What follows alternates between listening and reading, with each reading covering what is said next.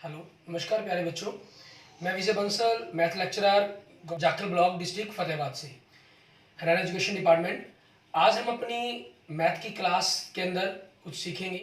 हाँ जी प्यारे बच्चों, आज हम आगे शुरू कर रहे हैं। हमारे पास हमारी क्लास 10th का, ठीक है, जो हमारा चैप्टर 13 चल रहा है, उसकी एक्सरसाइज 13.2 करेंगे। इसके अंदर हमारे पास हम जो पढ़ेंगे, ठोस जो आकृतियां हैं हमारी, ठीक है, हमारी ठोस आकृतियों के आयतन के बारे में पढ़ेंगे। मीन्स ठोसों के संयोजन, मीन्स उनको आपस में अगर हम जोड़ते हैं, ठीक है, तो उनका जो आयतन है वो किस प्रकार से निकाला जाएगा, उस चीज के बारे में हम इस एक्सरसाइज के अंदर स्टडी करेंगे। एक्सरसाइज 13.1 के अंदर भी आपने, ठीक है, ठोस आकृतियों के संयोजन के बारे में पढ़ा, लेकिन वहां क्या था, आयतन की जगह आपने पृष्ठीय क्षेत्रफल के बारे में पढ़ा था, ठीक है। और यहां हम जो पढ़ेंगे हमारे पास वो क्या होगा, हमारे पास आयतन के बारे में होगा। क्षेत्रफल में क्या था एक्सरसाइज 13.1 के अंदर, आपने जैसे मान लीजिए एक बेलन है हमारे पास, ठीक है, एक बेलन था, आपने उसके ऊपर एक शंकु को आरोपित कर दिया, ठीक है, या एक बेलन के अंदर से शंकु को काट दिया गया, ठीक है, आपके पास। तो दोनों ही स्थितियों के अंदर आपने क्या किया, जो क्षेत्रफल है उनको आपस में जोड़ा था, ठीक है। और आयतन के अंदर क्या होता है, जब चीज को ऊपर आरोपित किया जाता है तो जो 3 डायमेंशन मीन्स हवा के अंदर जो स्पेस है वो ज्यादा हो जाता है, तो इसलिए आयतन जुड़ते हैं आपस में। और जब बीच में से चीज को काटा जाता है तो चीज घट गई है वो, ठीक है, उसमें से कुछ बाहर निकल गई है, हम कहें एक प्रकार से, तो आयतन आपस में घटेंगे, ठीक है। ये इन दोनों के अंदर डिफरेंस रहता है, क्षेत्रफल और आयतन के अंदर। उसके अकॉर्डिंग ही हमें क्वेश्चंस को देखना है इनके अंदर, ठीक है।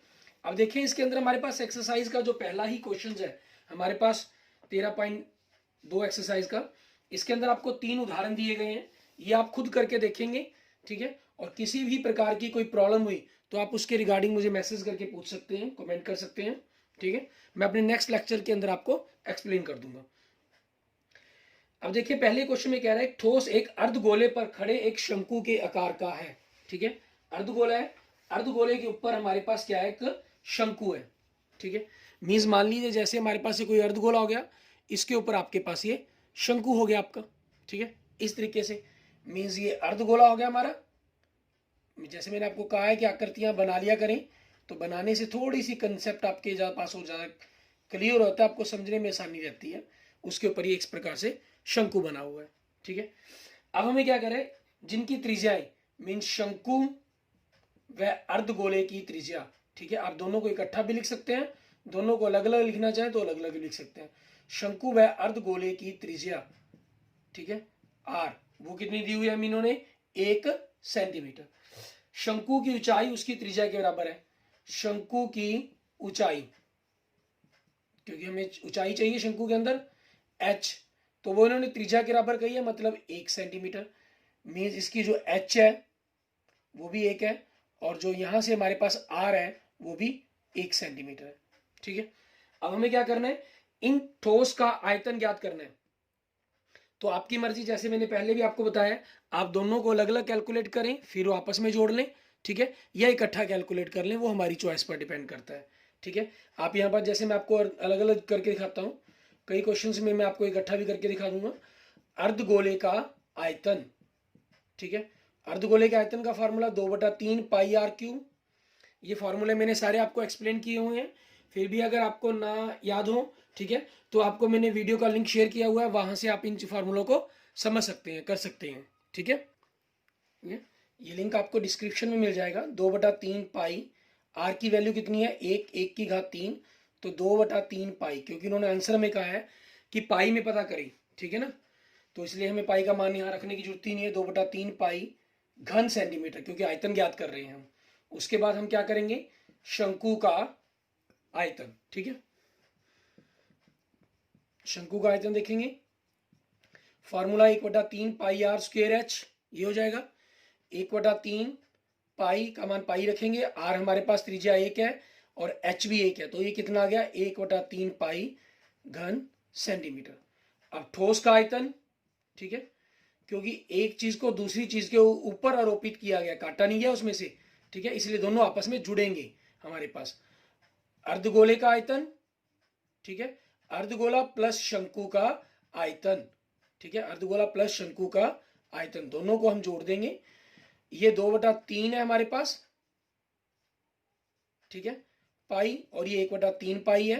दोनों को आपस में जोड़ दिया हमने, 3 आ गया, तो 2 पाई प्लस 1 पाई, जोड़कर कितना आ गया, 3 पाई बटा 3, 3 से 3 कट गया, आंसर क्या आ गया, पाई घन सेंटीमीटर। क्लियर, ये हमारे पास पहले क्वेश्चन का हमारा आंसर आ गया। ठीक है, हमारे उस ठोस का आयतन आ गया। आगे देखेंगे हमारे पास हमारा नेक्स्ट क्वेश्चन, क्वेश्चन नंबर 2। उसमें हमें क्या कह रहा है, ये कहना एक इंजीनियरिंग के विद्यार्थी रचेल से एक पतली एल्युमिनियम की शीट का प्रयोग करते हुए एक मॉडल बनाने के लिए कहा गया, जो एक ऐसे बेलन के आकार की है जिसके दोनों सिरों पर 2 शंकु जुड़े हुए हैं। मीन्स इस तरह से है आपके पास, जैसे मान लेते हैं आपके पास ये कोई बेलन है आपका, ठीक है, ये आपका कोई बेलन है और इसके दोनों सिरों पर क्या है, शंकु जुड़े हुए हैं। इस प्रकार से दोनों सिरों पर शंकु जुड़े हुए हैं आपके। क्लियर, इस तरीके से। अब शंकु किस तरीके से कैसे कहा गया, हम जैसे इन लकड़ी के मॉडल को ही ले लेते हैं। हमारे पास एक तरफ हमने ये शंकु जोड़ लिया, ठीक है, दूसरी तरफ हमने ये शंकु जोड़ लिया, तो इस तरह का जो मॉडल हमारे पास बना, ठीक है, उसकी बात की जा रही है यहाँ पर हमारे पास। अब उसमें देखिए आपको क्या कह रहा है ये क्वेश्चन के अंदर, इस मॉडल का व्यास, ठीक है, क्वेश्चन नंबर 2 के अंदर दे रहा है हमें मॉडल का व्यास। ठीक, कितना दिया मॉडल का व्यास इन्होंने, 3 सेंटीमीटर, मॉडल का व्यास 3 सेंटीमीटर। तो हमारे पास शंकु की कह लें, ठीक है, या हमारे पास जो आपके पास बेलनाकार भाग है, बेलन की त्रिज्या, ठीक है, हमारे पास क्या बनेगी, आर, इसका आधा कर देंगे, 3/2 सेंटीमीटर हमारे पास। उसके बाद कुल लंबाई, कुल लंबाई हमें इन्होंने दी हुई है 12 सेंटीमीटर। उसके अंदर कह रहा है प्रत्येक शंकु की ऊंचाई, शंकु की ऊंचाई मीन जो शंकु है उसकी जो ऊंचाई है, इसको हम छोटे h से लिख लेते हैं, वो 2 सेंटीमीटर दी हुई है। ये आपके पास 2 सेंटीमीटर है यहाँ तक, ठीक है, और ये भी 2 सेंटीमीटर है आपके पास। और जो टोटल दिया गया आपको यहाँ से यहाँ तक का सारा टोटल, वो 12 सेंटीमीटर दिया गया, ठीक है। तो आपको पास यहाँ से क्लियर ही हो रहा है आपके पास, ठीक है। अब हमें बेलन की ऊंचाई ज्ञात करनी पड़ेगी। जैसे मीन्स आपके पास इस तरह का एक मॉडल है हमारे पास, इसमें क्या करना है, टोटल लंबाई आपके पास 12 है, हमने 2 ये हटा दें तो 10 रह गया, 2 ये हटा दें तो कितना रहेगी, बेलन की ऊंचाई हमारे पास 8 रहेगी हमारे पास बेलन की ऊंचाई, ठीक है। तो हम उसी को लिखेंगे बेलन की ऊंचाई, ठीक है, बेलन की ऊंचाई, क्योंकि आपके पास छोटे h से आप अलग लिख चुके हैं, तो इसको अलग सिंबल दिखाने के लिए 12 - 2 मतलब 8 सेंटीमीटर, ये आ गया आपके पास। अब इन्होंने क्या कहा है हमें, तो रचेल द्वारा बनाए गए मॉडल में अंतर्पृष्ठ हवा का आयतन ज्ञात कीजिए, मीन्स उसके अंदर कितनी हवा समा सकती है, ठीक है, इसके अंदर पूरे के अंदर। मीन्स आपको एक प्रकार से मॉडल का आयतन ज्ञात करने के लिए कहा गया है, मॉडल का आयतन, ठीक है। ये क्या हो जाएगा हमारे पास मॉडल का आयतन, आपके पास एक तो बेलन है, ठीक है, बेलन का आयतन हो जाएगा, और 2 शंकु जुड़े हुए हैं इसके अंदर, प्लस 2 शंकु का आयतन, ये बन जाएगा हमारे पास, ठीक है। अब इसकी कैलकुलेशन करें, बेलन के आयतन का फार्मूला πr²h, क्योंकि यहाँ h हमने बड़ी h से रिप्रेजेंट की है तो बड़ी h ही लिख देंगे हम, और शंकु के आयतन का फार्मूला होता है 1/3 πr²h, छोटी h से लिखेंगे, त्रिज्या दोनों में सेम है और साथ में गुना में 2 आ जाएगा हमारे पास, ठीक है। अब इनका मान रखेंगे हम आप यहाँ पर, क्योंकि दोनों में से πr² कॉमन निकल सकता है, तो πr² कॉमन निकालना चाहे πr² कॉमन निकाल दें। मैं यहाँ दोनों की कैलकुलेशन इकट्ठी करके दिखा रहा हूँ आपको, आप चाहें तो बेलन को अलग और शंकु के आयतन को अलग अलग सॉल्व कर सकते हैं, ठीक है। πr² हो गया हमारे पास, बचा गया अंदर ब्रैकेट के अंदर h प्लस 2/3, ठीक है, आपके पास ये बचा πr² बाहर जा चुका है और छोटा h, ठीक है। अब इसकी कैलकुलेशंस करेंगे हम यहाँ पर हमारे पास, ठीक, आयतन हमें ज्ञात करना है, सभी का मान रख देते हैं, पाई का मान 22/7 आ गया, ठीक है। आर त्रिज्या आपके पास कितनी है, 3/2 है, 3/2 गुना में 3/2, ठीक है हमारे पास, और ब्रैकेट के अंदर बड़ी h कितनी है हमारी 8 है, प्लस 2/3 गुना में, और छोटी h कितनी है हमारे पास 2 है, ठीक है। तो यहाँ से आगे कैलकुलेशंस करेंगे हम, 2 से कट के आपके पास 11 आ गया, 3 3 9, 9 को 11 से गुना किया 99 बटा में 7 दूनी 14, और इस तरफ हमारे पास आपका 8/1 प्लस 2 दूनी 4/3।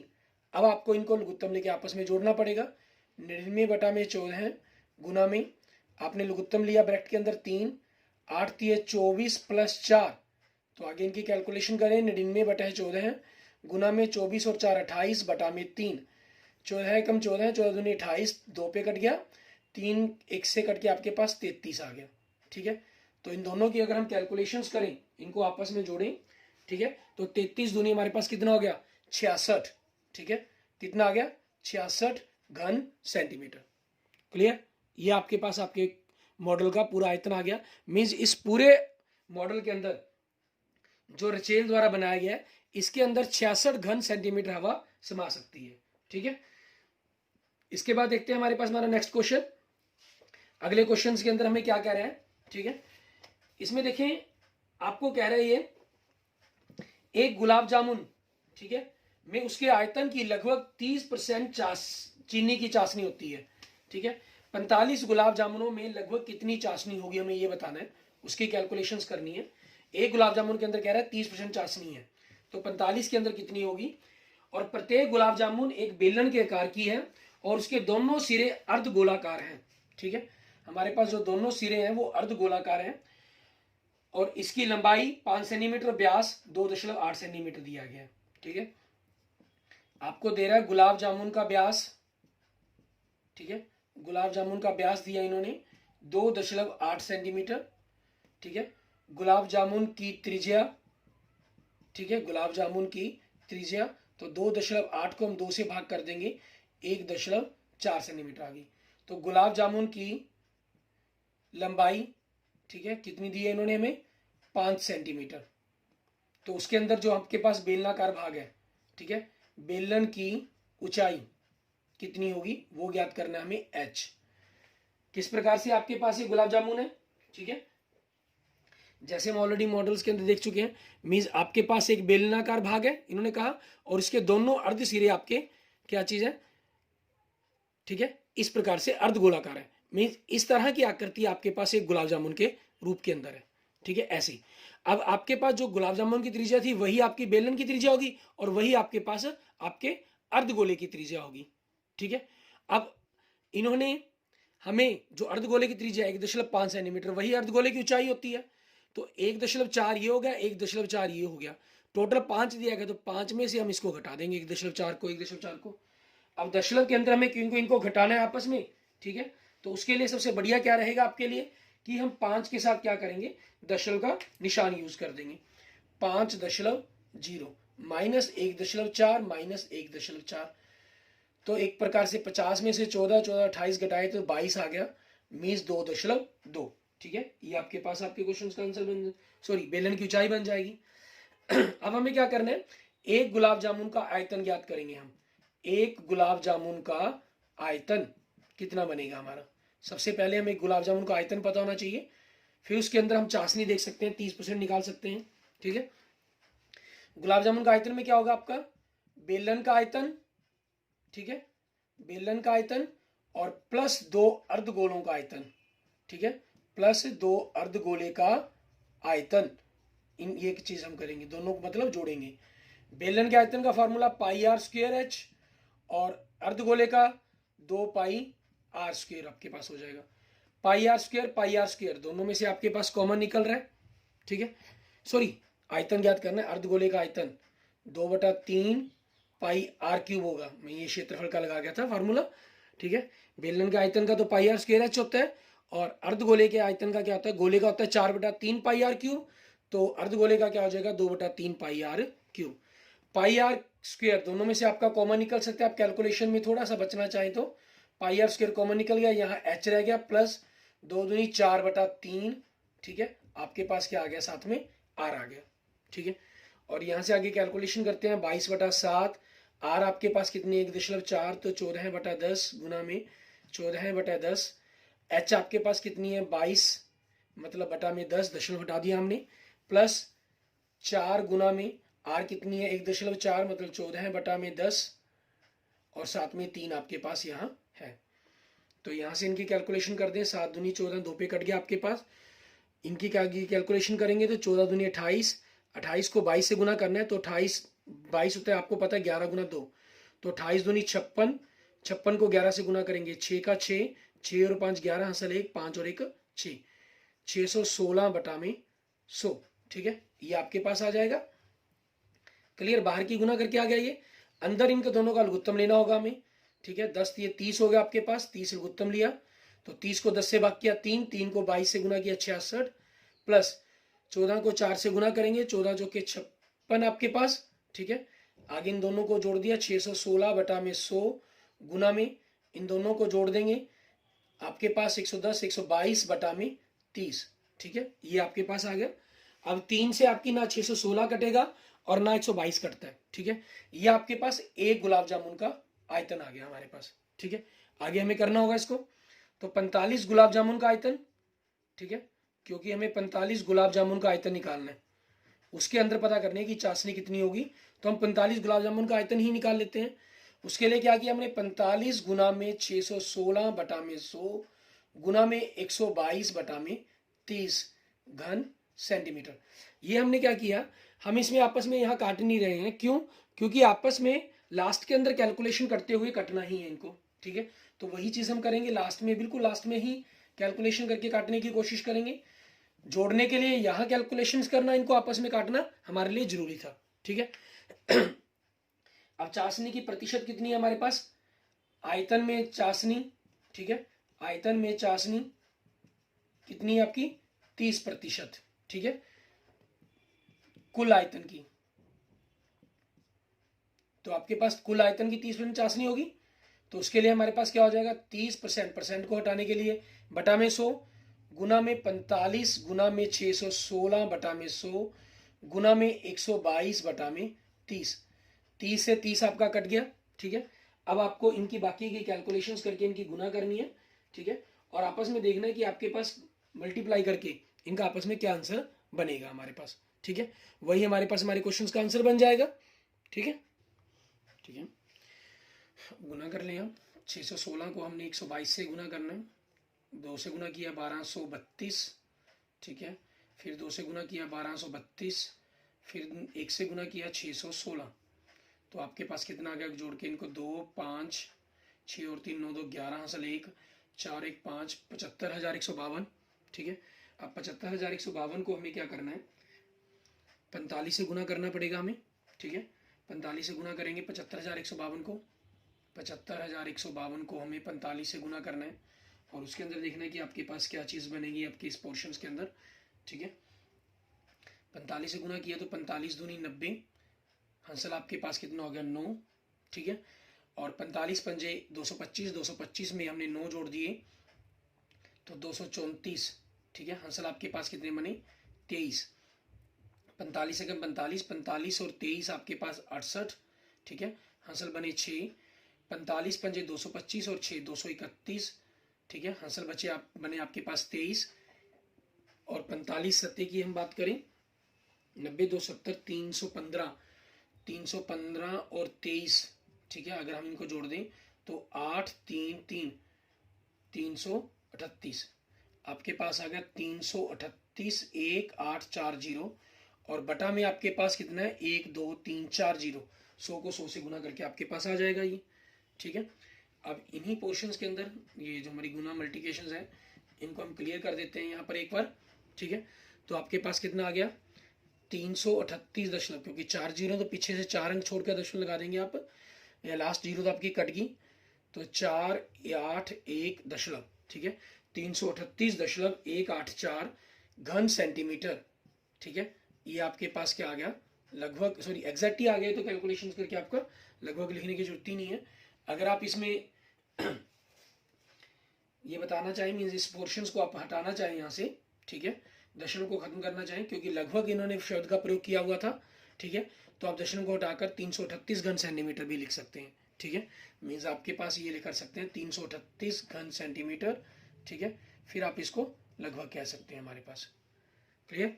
इस तरीके से हमारे पास उस आपके पास 45 गुलाब जामुन के आयतन में चाशनी आ गई कि 30% थी हमारे पास कुल आयतन की, तो वो चीज़ हमने यहाँ पर निकाल दी हमारे पास, ठीक है।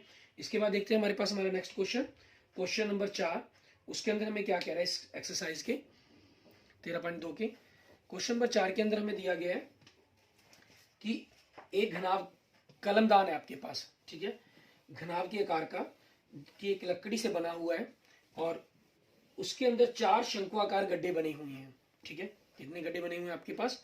4 शंकुआकार गड्ढे बने हुए हैं, जैसे आपको आकृति के अंदर दिखाई भी दे रहा है।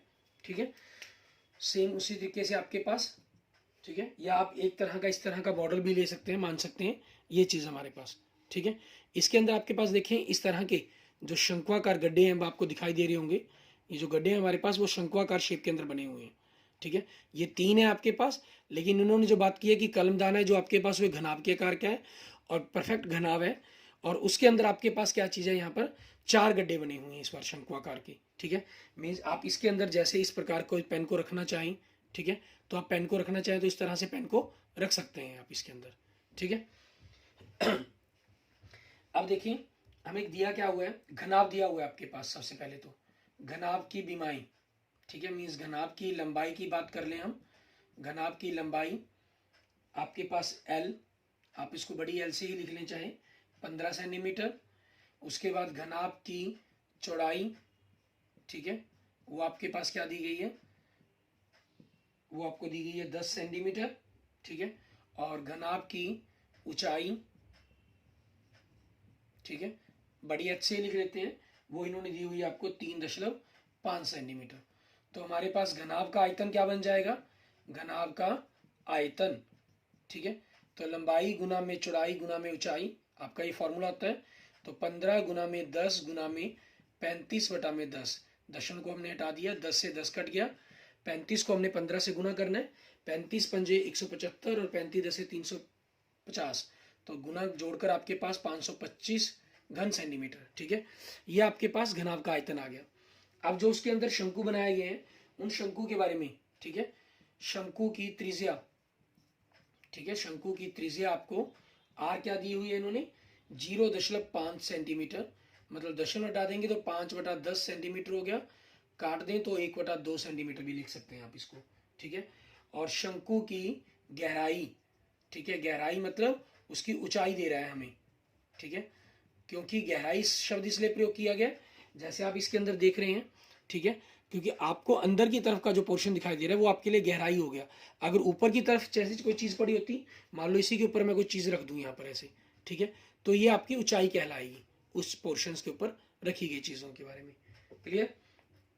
तो शंकु की गहराई मतलब ऊंचाई आपके पास कितनी देखी है इन्होंने, 1.4 सेंटीमीटर। तो आपके 4 शंकु हैं, ठीक है, तो 4 शंकुआकार, ठीक है, क्योंकि आपको क्वेश्चंस के अंदर 4 दिए गए हैं, तो 4 शंकुआकार हमारे पास जो आपके बनेंगे, ठीक है, गड्ढे, 4 शंकुआकार गड्ढे का आयतन वो क्या बनेगा हमारे पास, वो आपके पास, क्योंकि शंकु के आयतन का फार्मूला होता है 1/3 पाई आर स्क्वेयर एच होता है हमारे पास, 4 है तो हमने 4 से इसको गुना कर देंगे हमारे पास। ठीक है, 4 गुना में 1/3, पाई का मान हमारे पास कितना है 22/7, त्रिज्या हमारे पास कितनी है 1/2 गुना में 1/2, और ऊंचाई कितनी है आपके पास 1.4, तो दशमलव हटाकर हमने क्या कर लिया इसके साथ बटा में 10 लगा लिया हमने। ठीक है, अब उसी चीज के आगे कैलकुलेशंस करते हुए हमें क्या करना है, इनको आपस में काटेंगे। आप इनको काटते हैं तो देखें 7 एकम 7, ठीक है, और 7 दूनी 14, 2 पे कट गया, 2 से 2 कट गया आपके पास। ठीक है, और 2 से आपके पास ये 11 कट गया।